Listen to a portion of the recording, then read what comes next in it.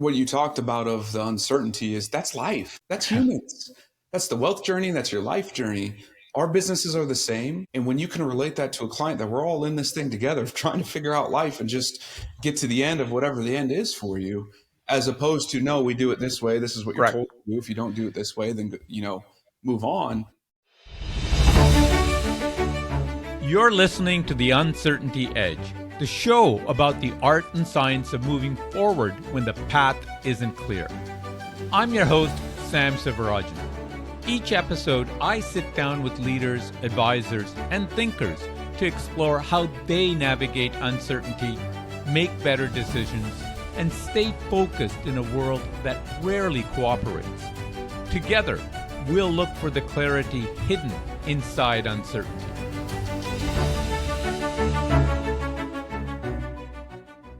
Hi, everyone. I'm Sam Sivarajan, and welcome to the Uncertainty Edge podcast. Today, I'm joined by Stoy Hall, founder and CEO of Black Mammoth. He's navigating one of the toughest forms of uncertainty, building an entirely new business model in a highly regulated industry. In 2020, Stoy launched what he calls a modern family office, democratizing comprehensive concierge-level service traditionally reserved for the ultra-wealthy. His approach requires taking calculated risks most advisors avoid, pushing through compliance concerns, and deeply embedding himself in clients' most complex decisions, from business succession to divorce negotiations. Whether you're a financial advisor questioning how deep to go with your clients, an executive building something new in a traditional space, or any leader navigating the tension between playing it safe and serving at the highest level, this conversation will challenge how you think about risk, trust, and professional courage. Welcome to the show. Thanks for having me, Sam. Stoy, why don't we start? You've spent 15 years in traditional financial services before starting your own firm, Black Mammoth, in 2020. It's a radically different model, as I explained at the outset. What was the moment or realization that made you decide to take this very real entrepreneurial risk of building something entirely new rather than staying in the conventional advisory world? I think part of it was always just how I was raised, who I am, things I've done, experience in life that has always been like wanting to push the norm. Like, why do we always do it? The saying is always like, well, it's always been done this way, right? And every time I hear that, I'm like, but why? And can we do something different? So Right. I think you got AUM models, you got fee based, you've got people that take on the CFP route, but some of them are accountants, and then you've all these things kept bottling up inside of me. And then when I started doing research on family office, that's kind of what triggered me of like, but I've never heard of that before. But I've also never heard of that before for, I guess, more mainstream. Triggered me of why. Why isn't that happening? Why can't it be done? And that's really what made me want to jump into that because it's truly rooted down to taking care of people. I was already doing it, but there wasn't a model for me to copy. And I was like, well, we got to do it now. Well, you said something interesting about going more mainstream. To some extent, I would almost argue that you're not mainstream, right? I think one of the most striking aspects of your business model, in my mind, is that you're serving communities that typically have been excluded from family offices services and often don't even know what these services are and who they exist for. So some of the groups you talked about serving, minorities, women, LGBTQ plus individuals. Now that creates its own unique form of uncertainty. You're not just selling a service, bringing people up to speed on a concept they've never really encountered before. So how do you navigate this challenge of simultaneously building the market and then serving it? And what have you learned about communicating value to your target audience when there's no real existing frame of reference that they can point to? And that's the hardest part of what I do from where I sit is because when I say mainstream, I mean you're able to, everyone knows what a financial planner is or advisor is. Might not know what we do, but like you've heard the term. You've heard that before. Mm-hmm. You've heard all of those things, but we've never heard family office or modern family office. So trying to make those mainstream and a household name where you kind of know what it is or at least will take that step further, has been the hardest. And the reason for that is because a lot of people might have heard of a financial planner advisor. We still don't know as a community what that is, right? How many different definitions do we have of advisors and planners, et cetera? And how many different service models do they even have, right? That part, we've all failed at generically. All of us have failed to really educate our public of what roles and what those things are to them, which means what we have to do is double down even further because not only are we doing what they're doing, we're doing it from an emotional level that isn't normal. But then also, a lot of our ROI, if you will, for people, or our value that we bring, is going to be in those somewhat blue sky, somewhat emotional things, not hey, Stoy told me to do this, so I'm going to make 2 times my money tomorrow, right? No, it's going to be a whole process of things. And so for us to educate, it has to be done over time. Okay. Ultimately, through process of being a client, through all of our content, through you name it, it's going to take a long time. And the problem with any business, right, we all is you necessarily can't survive for time. You need clients now. You need to produce money now. So how do you balance those things? And I think we're doing an okay job. I think we can do better. But ultimately, what we're doing is we're sacrificing the getting clients and money now for the longevity of everyone. So when it becomes a norm, when it becomes something, we're going to be the ones leading through that charge. And I think in any industry, any market, the person or the concept that comes to market first usually isn't the one that's the most profitable. It's usually the second or the third's behind it. And that's kind of how we envision what we're doing right now is we're leading that charge so others can come in and support the clients that need. The idea of support resonates with me, and you pointed to the fact that there is always this element of educating your clientele and what it is that you do. I think you're right. I mean, whether it's a traditional advisor or a traditional CFP or financial planner, even within that there is variations on the service model, what you do and you don't do. And I think the family office concept is takes that even one step further because it is very bespoke and custom, even in the traditional, call it the family office model for ultra wealthy clients. Are you walking their dog? Are you providing, call it concierge service as opposed to advisory services? There is very much of a process that you're educating the client, very much of a process of saying, yes, we do this, no, we don't do this, etc.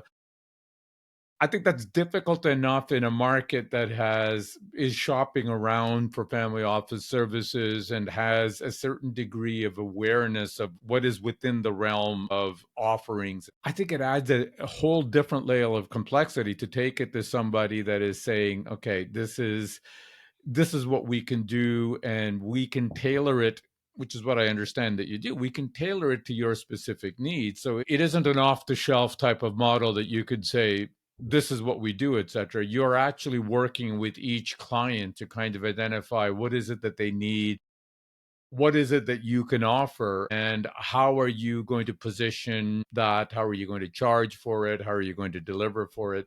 Can you walk us through a little bit of that evolution and that process and that everything from it's a big question, but everything from how do you identify a target client to how do you position your offering to how do you tailor it and how do you deliver it? Yeah. So identifying an ideal client, I say it's relatively easy, but the complexity of everything we do, this is probably the easier point, right?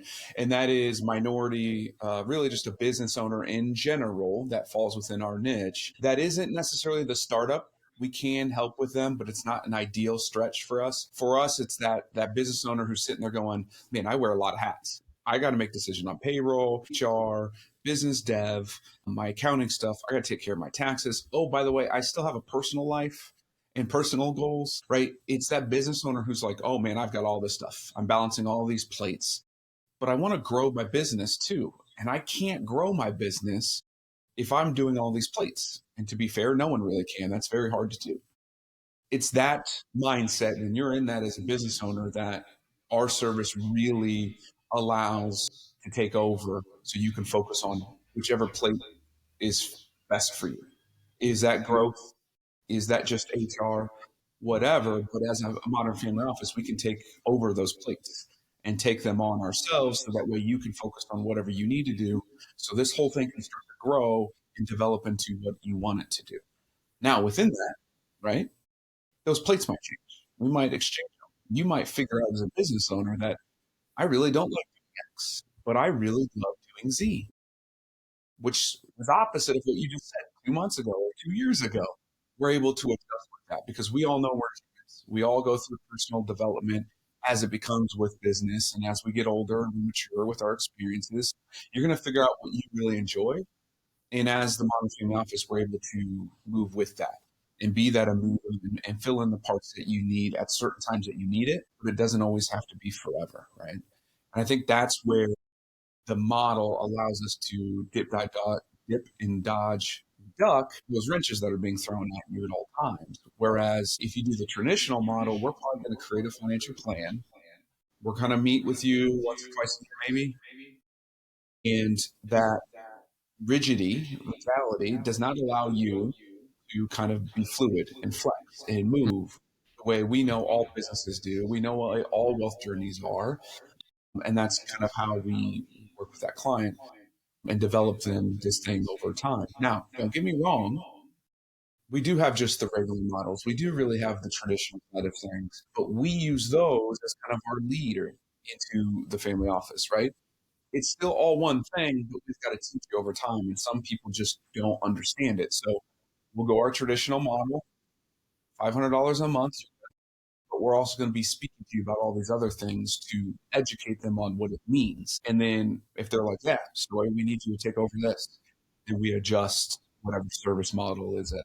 Can you give an example, Stoy, of a client that has gone from that, call it traditional model that everyone understands, to that more tailored model? And what prompted that? What was the model that you delivered for the client? And what were some of the, I guess, the deliverables or the non-traditional deliverables that that client got that for them was exactly what they needed, that they weren't even aware of beforehand? Yeah, absolutely. And I'll use our longest tenured client who came to us in 2012. We've been a long journey with her and her family. So when they originally came, we met, coffee, Panera, LinkedIn, normal stuff. At that time, they just were unorganized and kind of had talked to a financial advisor, but really what they were looking for essentially was life insurance almost, right? That's what the ask was. Sat down with her before her husband, found out she's a business owner. And so for that, it led me to go, okay, what are the most important things for you, right? And right then it was always going to be life insurance because that's what the product they were looking for. Mhm. As we sat down with the husband. I said, yeah, that's important. You've got two kids. They're twins. You got a growing business. You guys don't really have anything. Yes, that's important. But I asked her, who helps you make decisions when it comes to your hiring, firing? How are you guys doing your taxes? It looks like because you're a business owner and over here you're a scientist who makes a really good W-2. How's your tax bill every year? You got two kids who I think at that point they were 14. So college coming up. What have you done for that? On top of that, you don't have any disability. Your office is out of your home, which is perfectly fine. But you guys also haven't traveled on vacation in 2 or 3 years, right? That's what you told me. And so as I'm asking all these questions, coming to realize that she's saying no to most of all of these, right? We don't have this. We've thought about this. We haven't done that. So we started with, hey, I'm going to create a financial plan that I want you guys to follow, and we'll meet once a quarter. So it came down to the fact that no matter what, they wanted life insurance. We got the life insurance done. We created a plan based on their budget, things that they've done and accomplished. We meet again after that. Technically, it was 2 quarters later, and we go through the thing again. They hadn't done anything. They hadn't addressed any of their disability insurance. They hadn't addressed the tax cost question, Mhm. will trust. None of those things were accomplished. And I had asked, why not? And the answer to most everyone is always going to be, well, we didn't have time, right? Or I forgot about it. I put it in the back burner. We didn't have time to get it done. And I was like, well, what if my team can lead the charge for you in those categories? We'll make sure to have the communication with you so we can get the wills and trust and that stuff done. We'll make sure that your financials and conversation with taxes are being communicated and done. We can make sure that we do these things. What if a team could handle those things for you? She was like, well, that's fantastic. Here you go, off and run, right? And I was like, whoa, whoa, there's a lot of questions in between there. Knew that she couldn't do it because it's already been proven that they were failing, right? Quotes, the plan that was in place for them to begin with. And from there, the initial handover was we met with them, helped get with an attorney, helped get the estate planning done. We were working with a different accountant at that time, but they were doing internal books, which aren't good. So then we took over the bookkeeping. I'm fast forwarding because they've been with me for 13 years now. Mhm. Ended up handling and being taking over the CFO role. So I meet with her and the team monthly on financials. We text every other day or every day possible. We are helping with the hiring and firing. They've also decided a few years ago that they were moving from the state of Iowa to the state of Florida. So we had to get a lender to buy a property down there. Turned their current living facility in Iowa into a rental. So now we need a new LLC to run that as a rental business. We help manage that rental business. In Florida, we need to domesticate the business because Florida doesn't have state income tax. So again, we have to get that registered, work with an attorney, vetted attorneys there. And as of the last 12 months, they decided that they wanted to go through a divorce. Well, since we're in the middle, we know both sides, we're able to not have to have both sides hire an attorney. They work very, very well together. We manifested a split with the attorneys in Florida to make sure that it was expedited. This is what they wanted. Their agreement was signed, and now we're able to operate both of them simultaneously and helping them through that situation. So, as you can see, and I know there's more details to that, everybody who's listening, I don't want to ramble on for 30 minutes. As you can see, we went from a family and a business owner that just needed one product to ask if someone could take some of that weight off, would you want it? Most of us are always going to say yes because we, Mhm. and then it just develops over time depending on what's going on with what their family's doing, their business is doing, and end up today. Yeah, sadly they went through a divorce, but they're both in really good spots, and we're operating really good. And this is kind of where we sit today. I want to dive into that specific situation a bit more deeply in 1 second, but I want to ask you a question first, and that is this idea of being able to take things off clients' plate and to be able to handle it. I think sounds great, but it requires bringing in-house somehow skills and capabilities and experience to be able to handle these kind of responsibilities. And it's a chicken and egg story, right? You need to sort of have it experienced before you get the clients. How do you manage that? How do you make sure that you have the talent available and the skill set available to be able to take on some of these kind of requests that may be esoteric? And you don't know, because every situation is a bit more tailored. You don't know what the ask is going to be. How do you have the right talent on board to be able to say yes to these things? And I believe that's where the modern comes into the traditional family office sense. The multifamily office, whatever you want to call it, is I'm able to see a client, talk through, figure out what we think is going to happen. Even if we don't know and it pops up in the middle of planning or the middle of a day, I'm able to then reach into my network. That's what I do a lot of. My job is to reach out to other experts in different fields that have different experiences. So I have them ready, available to, if a situation pops up, I can go ahead and call them and say, Sam, remember that scenario that you ran Mm-hmm. through? Said this is what you work with. I've got one. This is my client. This is what's going through. Does that fit what we were talking about? And you're going to say, yeah, that does. I'm going to have a couple of you, no matter what situation's going on, so I can make sure that that fits who my client is, right? That they can vibe with, but also ultimately that transaction or that situation can be handled by whom they are. Now, why is that different or than the traditional side? Well, the traditional side is going to have that in-house. They're going to pay that staff, have them on salary, and they've got to learn and figure it out. Well, I didn't want to have that expense. And I know that I'm going to have clients that are from all the different ways of life. So it's a lot easier for me to then go vet people out, get that transaction done, and oversee that entire situation. Then my internal team can learn from all of that. And if we learn that, oh, we can handle that in house, then we do. If not, then we always have those vetted professionals available to us whenever the situation arises. I think that makes sense. That's taking the traditional COI model and sort of making it an extended team.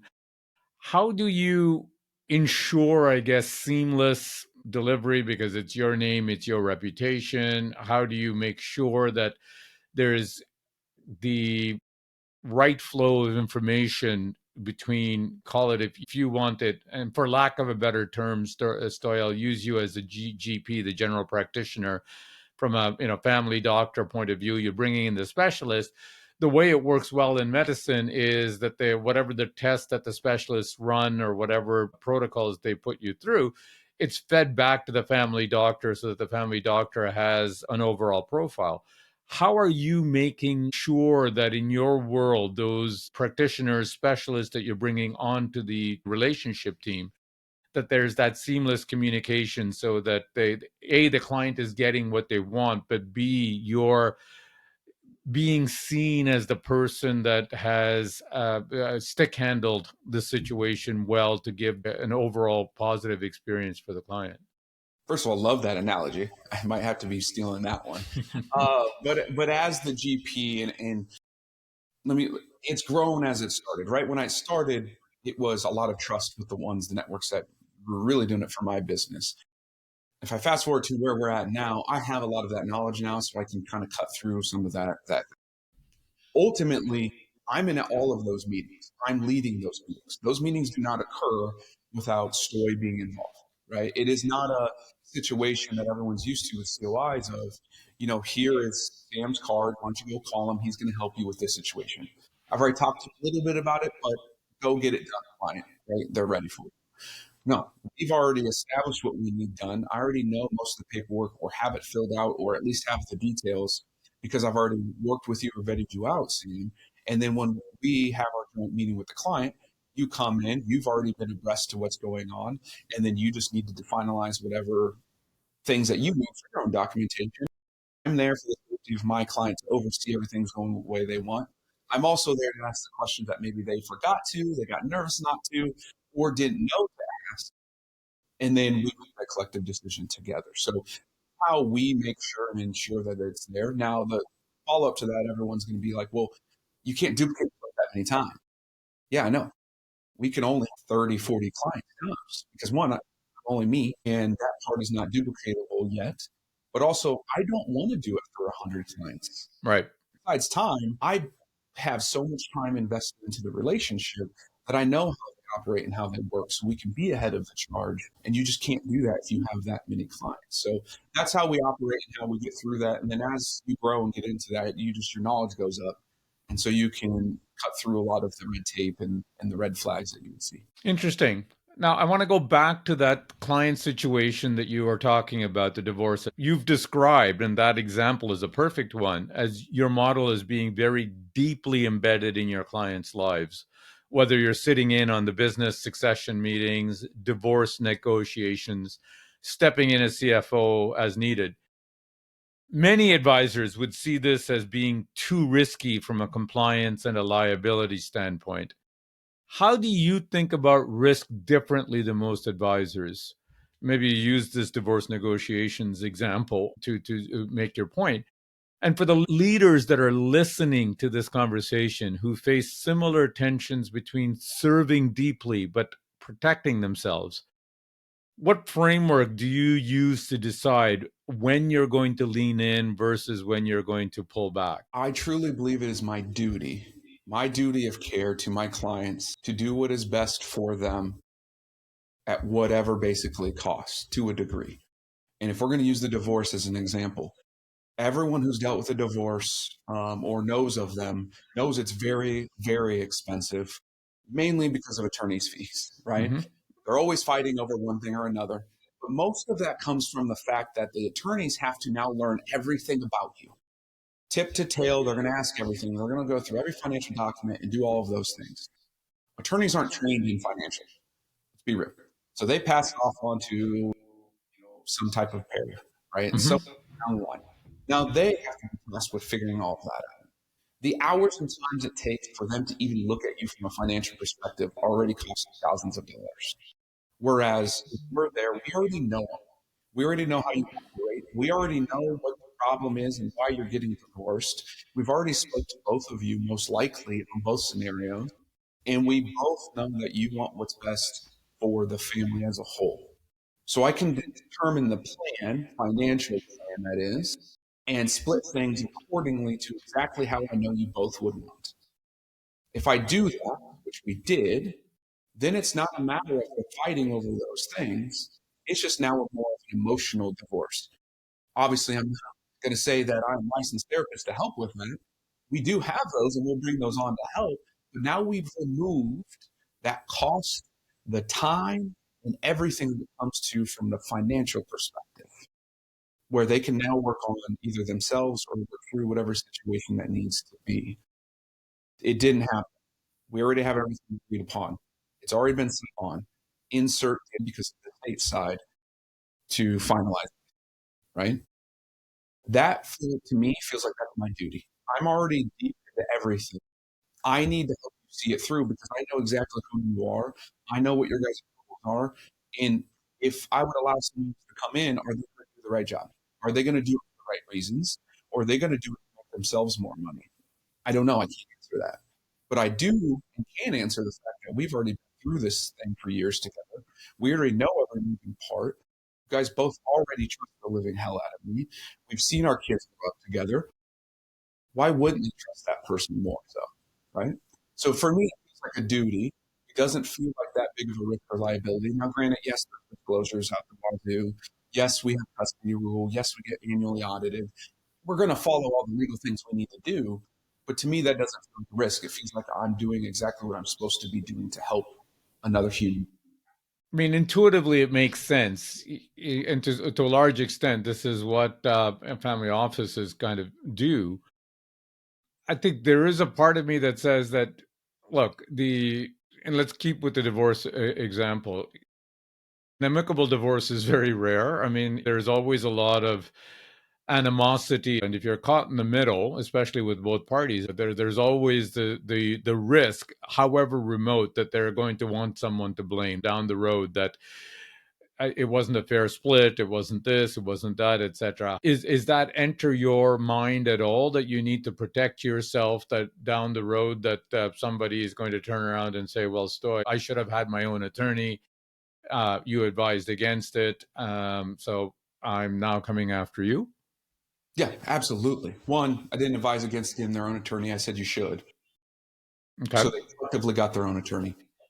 But that being said, yes, we have absolutely looked at that. One, we have it documented, we have it recorded, and we also have it signed off upon of that situation, right?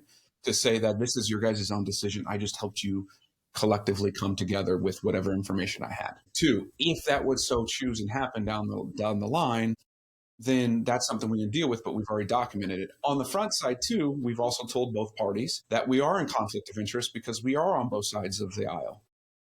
I don't have an emotional tie to each one of you. I have the financial side, and I'm going to help you through it as much as possible. If one of you wants me fired or removed, we will remove ourselves, absolutely. Right? Here's all the information you would need to give to an attorney. Here's it laid out. This is where everything is.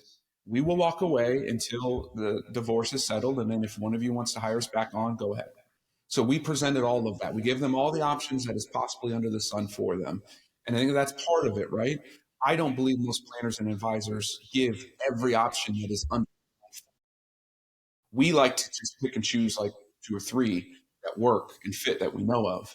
We're going to underturn every rock to give them exactly what they need, present it to them, and let them decide what they wanted. It so happened that they both decided that, no, we're good. We love you. We love what we're doing. Let's just keep going forward. We've negated as much risk as we can of future things. Can't negate it all, but that's the agreement that we came up with collectively as a team. But they had their individual Mm-hmm. enough on that too. Makes sense. Now, something you alluded to, Stoy, is that your business model obviously has natural capacity constraints, 30 or 40 clients per advisor versus the hundreds that a traditional model may manage. And that makes total sense. But from the lens of uncertainty, it creates a different kind of business uncertainty around growth and scalability. Like your growth over time, your growth plans, your growth strategy is different than the traditional advisory model. For executives or advisors listening who are building businesses that prioritize depth over breadth, how do you think about sustainable growth when your competitive advantage is the opposite of scale? I truly believe you've got to do other offerings, whether it's content creation, whether it's having your own collective or your own group of people around it, and helping in tune with other businesses. Because again, you're only able to serve so many. Now, I'm not at capacity, so I can't tell you what I'm going to do when I hit 40 and be like, are we going to have a list or not? Because the longevity of my clients, like that's the oldest tenured one. I've only had 3 or 4 leave in the last 12, 13 years. And, like they stay around for a long time. So you can't even predict that, like, oh, I'll lose 3 every 4 years. Like, it's tough to do. I can't answer that for you per se. But what Mm-hmm. we're doing to help with that is yes, I have my own podcast. I am speaking and doing other things with other advisors to one, teach them these ways, in my opinion, but also content creation side. So I can provide a different type of education that ideally, hopefully, monetizes relatively quickly because there's another stream for me. But also, then when I do have an opportunity, I can say, hey, we either have a waitlist already, or two, I've got capacity for 3 more clients. And because you've done so much and given so much on the content side and in the atmosphere, they're going to be there. Like people are going to sign on. They're going to come through the door, in my opinion. Now, that's not for everyone. I get it. This model isn't for everyone. I understand that. That's my point of view, and I can see that. Now, will we add another advisor? Will I have different offices throughout the country? Maybe, maybe not. I don't see where that goes with me yet. But am I able to teach this model, maybe duplicate that, and instead just coach on the model? That's also possible. On that note, you've mentioned, and we talked about this a bit, that one of the biggest challenges is messaging, right? That your focus on the complexity of modern family office and the relative newness of that concept to your target audience might be pushing away people who aren't ready for that level of service, but still need help implementing what they do know. I think this is a challenge many leaders face, how to communicate your expertise and your offerings and the breadth of what you can do for them without intimidating potential clients or customers.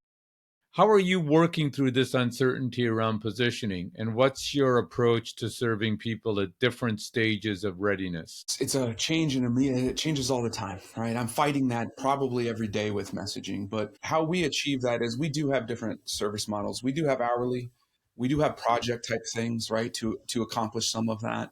We do also have our own collective where I know if I meet with someone and they don't fit our model, I've got 3 or 4 that I can go ahead and they're going to take care of them, right? So Mm-hmm. I have that ability to always make sure they're taken care of. At the end of the day, though, the free content, the ebooks, the promotion of other people's books, and the vetting and the just the conversations we can have online are going to reach and do more for people than a lot of our services could right away. And then that's just how it is. And so, what can we do to drive and engage and have more conversations publicly is where our focus is now. Because if we can have those conversations and we can keep driving that home, that makes our message a lot easier because I can literally just say to people when they say, well, what's your service? Like, truly, what is it? I can literally say, did you see that Facebook post where XYZ happened and we talked through it? And that question is what we answer for. And we're always here for you, right? So for me, for those lower level ones that just don't quite get it, it's going to be the content, it's going to be the free engagement, it's going to be those conversations until they figure out what model works for them. And then either we take it on or we have a collective of people that can help. If we talk about the traditional advisory model, there's always an evolution, right? When you first start in the business, you've got smaller clients that are transaction focused. And as you mature as an advisor and you've got a bigger book, there's a natural sort of attrition that you have to make sure that you're serving. You don't have all day, you don't have all the time to do it. So you're servicing the clients and you're focusing on the clients that you can serve best. How does that fit into your kind of model? Because obviously you've got clients that you may take on today that come to you for a very narrowly defined service, but 2 years from now, 3 years from now, or 13 years from now, as you had with your longest client, it's the scope of what you're doing for them is so broad, but knowing that you can only take on, call it 40 of these full service family office type clients, how does that affect your business development, your marketing? How do you make the decision that if I take this client on, there's 5 more I have to say no to? That's tough in any kind of a model, but it seems to me that it's even tougher in your model, given there's only so much room on your shelf that you can have, right? I'll say we're lucky and unlucky at the same time for this perspective. We are lucky because there isn't that many people who know what the model is that are just banging down the door to get it, right? I will say we're unlucky because we don't have that. So a lot of what happens right now is they end up becoming just the traditional model where we provide a financial plan. They might check in once or twice a year or every other year, and it's more project based. Our hands are off. A lot of people end up falling into that because that's what they're used to, that's what they know.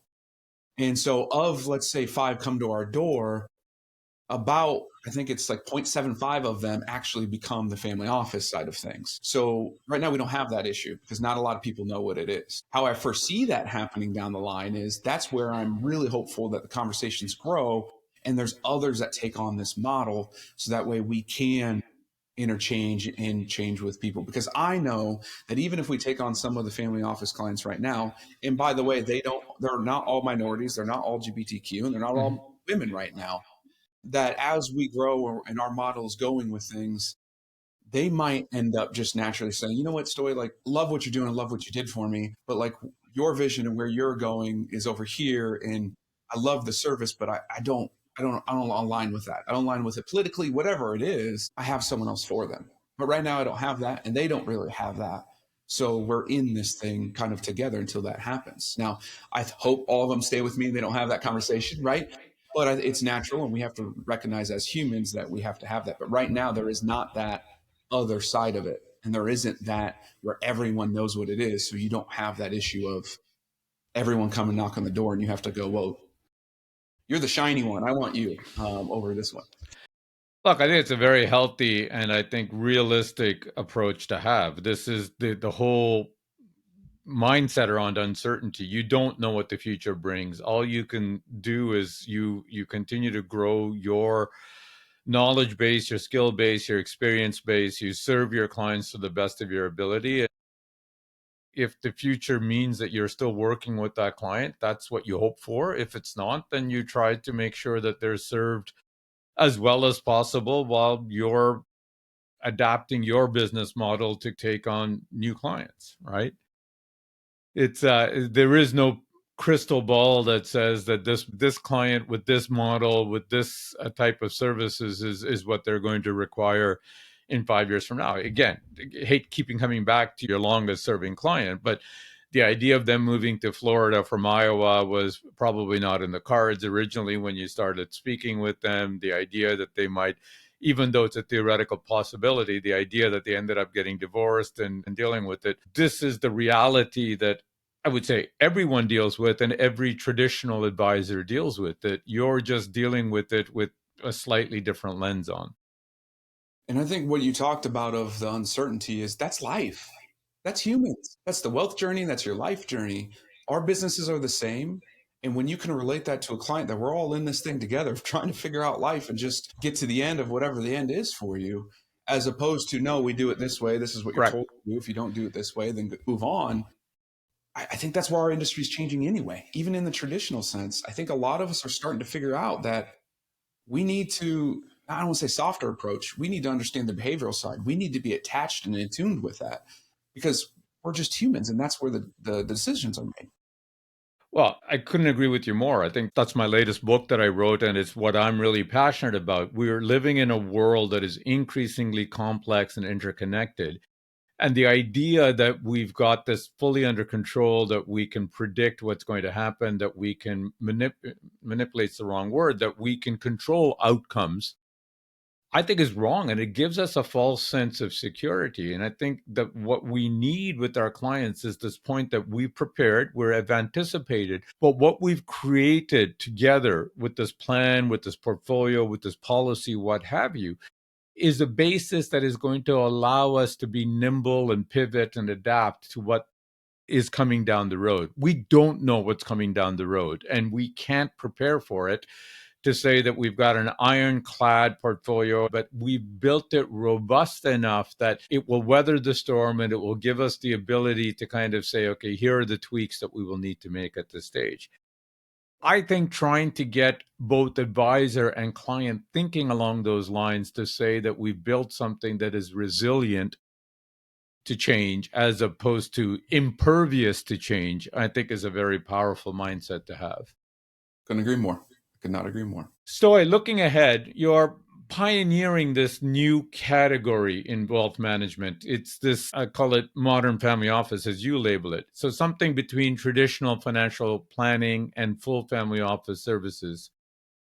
What does success look like for you 5 years from now? And what do you think needs to change, whether it's in the industry, whether it's in regulation, whether it's in client or advisor expectations for that matter, for this model to become more widespread? Success to me in 5 years would be that term being out there and being used, not interchangeably with financial planning or any of that, but heard of and spoken about. How do we get there is I really truly think advisors need, I don't want to attack the advisors directly first. I want to make sure that the BDs and the wirehouses and the big RAs are the ones that are willing to actually meet the people where they're at.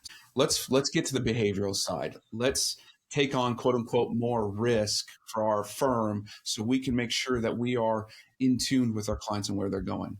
Then it should whittle down to the advisors that are trained on that to really feel like they have that duty of care for their client to the degree at which doctors do. Now, I know it's not the same. It's my analogy. Sam brought it up earlier, so I'm running with it. Is that degree of care so that way you what's going on. If we can start those two things, we're going to be well on our way to whatever this future is. Is it the modern family office that I'm calling it? Don't know.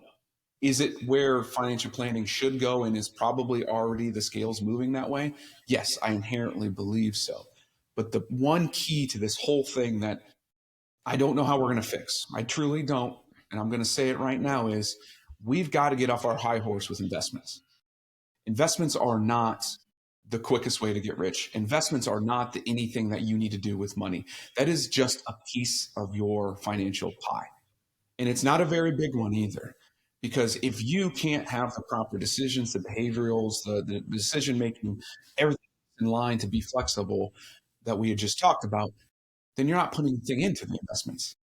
So what does it matter? Why are we in the media and everywhere so in tune with what the markets are doing, what the next best investment is, cryptos, all of it? To me, that's all investing. Majority of people don't even have the ability to invest, one, in that type of market, and two, other investments we need to look at our mental health, our physical health, and our overall well-being. Those are investments too that will provide you with the depth that you need to be successful or at least survive life, whatever that definition is. Look, there's so much that you've said to unpack, and we could have an entire episode on all of this, but suffice it to say, I agree wholeheartedly. I think investments, it is changing, but slowly. I think the idea that there is a magic investment out there has slowly started to change, but many, whether it's clients or advisors, hang their hat on it because we feel that there is some value that we have to deliver. There's something that we've complicated that we have to put. If the answer is simple, we feel that as advisors that there is no role for us to speak of, right? And I've always said investing is simple, but it's not easy. And the reason it's not easy is it's the behavioral side of things. We all know that you should buy low and sell high. Warren Buffett has been telling us for years. But 95% of investors can't do it. And it's got nothing to do with knowledge or intelligence or ability or anything else. It comes to the point that when push comes to shove, when you see everybody around you panicking and selling, you want to do the same. So I think, to your point, where people make the real wealth, I've always said, it's your human capital. So whether it's your 9 to 5 job, whether it's the business that you've founded, what have you, that's where you make your bread and butter. And whatever you can save from your wages or your earnings that you can put aside and not spend, that's the second big chunk. Investing is the third element, if at all, of all of this. But if you don't have the first two right, you can't get the third. If you're read this, and I like this, besides wealth, I think health is what most people really care about. And there's a cottage industry about being fit, and you get all sorts of gadgets and doohickeys and everything that you can buy. But one of the things I've read, which I love, is that you can't out train a bad diet. And that's just the reality of it. You can go to the gym 4 hours a day, but if you're eating junk food, all of that workout that you do isn't going to help. And I think it's the same metaphor or analogy that you apply in financial world. Like all of the investments, planning and strategy and tactics that you use cannot outdo proper spending and saving habits. And I think that is so crucial. And that's the behavioral side of it, as you're talking about. As I said, I think we could have an entire podcast episode on this, but I totally agree with you. I think that's the real value that clients need and what an advisor can deliver. And I think we're evolving into that. We just need to feel comfortable that we can be that behavioral coach and for the clients, and that is enough, or should be enough, and you don't need to pick the next Google or Tesla stock in their portfolio. Agreed. Stoy, we're coming to the end of our podcast, so I have a few final rapid fire questions for you, if you're ready. Let's All do right. it. Number one, professionally, what is the most important lesson you've learned over the years? Properly choosing and vetting out a partner in a partnership. That's probably been the toughest but best lesson I've ever learned. Yeah, couldn't agree with you more. Properly vetting a partner in personal and professional life is probably a very good way to maximize your wealth if you do it right, and a very good way to minimize your wealth if you do it wrong. So number two, what is one practical tip you would offer listeners keen on applying your insights? I would say to communicate. And I say this is, yes, you're going to learn, you're going to hear a lot of things, but you don't know how to instill it into your own life. Go ahead and comment, share, do all of the things to engage with us and my stuff, everything, because we're here to answer that and here to help you. Awesome. Stoy, very interesting and fascinating conversation. If listeners want to learn more about you or find out about Black Mammoth's work, where do they go?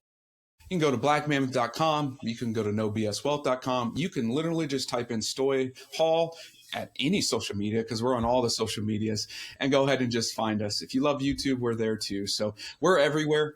But again, the simple ask I have is just comment and engage with any of our content, including Sam's. Maybe we can answer that question that helps you take that step forward. Amazing. Stoy, thank you for joining us today on the Uncertainty Edge podcast.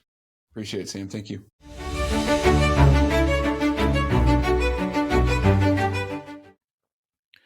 In this episode of the Uncertainty Edge, I spoke with Stoy Hall, founder and CEO of Black Mammoth, about what it truly means to serve clients at the highest level and the courage it takes to build a model most advisors won't attempt. Here are my 3 key takeaways. Number 1, depth over breadth is a competitive advantage. Stoy's modern family office model deliberately limits capacity to 30 to 40 clients so he can go genuinely deep, managing CFO responsibilities, sitting in on divorce negotiations, coordinating estate attorneys, and texting clients daily.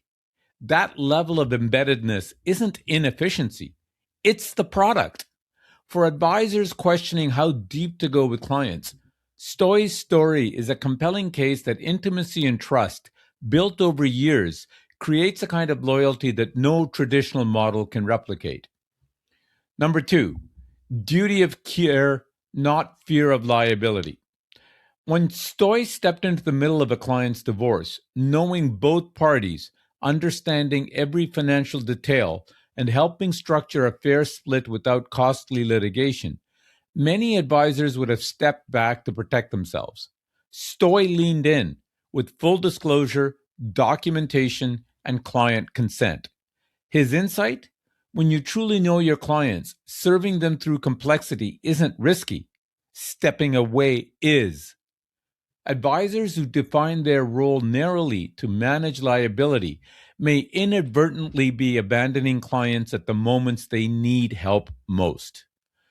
Number 3, investments are just one piece of the pie and not the biggest one. Stoy issued a challenge to the entire advisory industry. Stop centering the conversation on markets, portfolios, and the next best investment. Real wealth is built through human capital, sound behavioral habits, and the discipline to align spending and saving before a single dollar is invested. As he put it, if the behavioral and decision-making foundations aren't in place, what goes into the portfolio doesn't much matter. Advisors who shift their value proposition from investment selection to behavioral coaching are not diminishing themselves. They're finally delivering what clients actually need. Stoy reminds us that the future of financial advice isn't more sophisticated portfolios. It's more human advisors, the ones willing to show up fully, ask the hard questions, and stay in the room when life gets complicated are the ones clients will never let go. Thanks for listening to The Uncertainty Edge.